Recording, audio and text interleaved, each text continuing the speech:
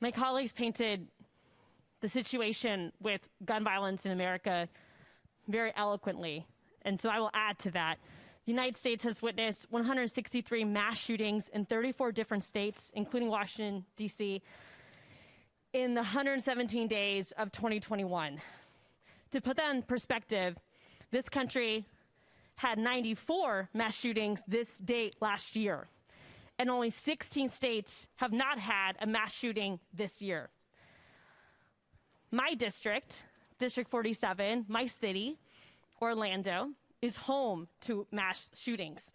And I will never forget waking up in the middle of the night with helicopters outside, not knowing exactly what was going on, but knowing something was wrong, and looking towards my phone, seeing a CNN alert about Pulse nightclub having a shooting, going immediately to Facebook, seeing former Representative Joe Saunders, but a good friend of mine of years, post that Pulse nightclub had a mass shooting, and then immediately texting all of my friends who were out the night before, praying that they were going to be okay.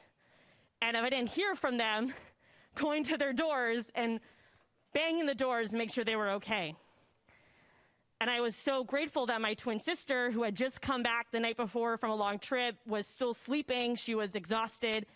And then my brother was in Miami, so I know my direct family wasn't going to be impacted, but my chosen family was.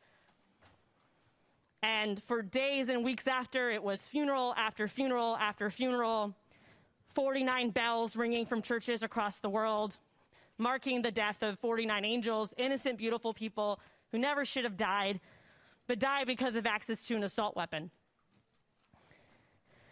Now, it's personal for me, as it is for so many folks here, because those are 49 people that we're never going to have come back. And this June will be 5 years after the Pulse massacre. And we are still mourning in Orlando, members. We are still mourning the death of those innocent, beautiful people now years later. But this conversation doesn't just reflect the impact of mass shootings. Though it gets less attention, suicide by gun is way too common.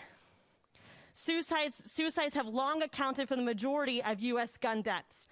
In 2017, where some of the most recent data is available, 6 in 10 gun-related deaths in the United States were suicides, while 37% were murders, and the remainder were unintentional, involved law enforcement, or had undetermined circumstances.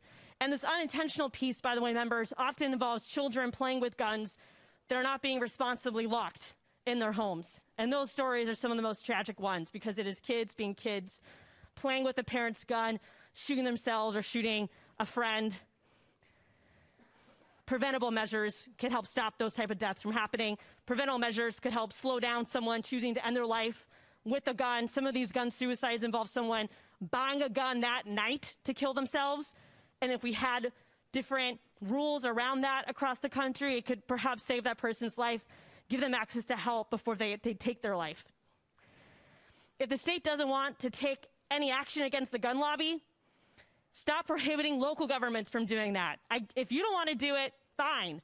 But stop preventing local governments from going against the gun lobby and passing their own protections to keep their people safe.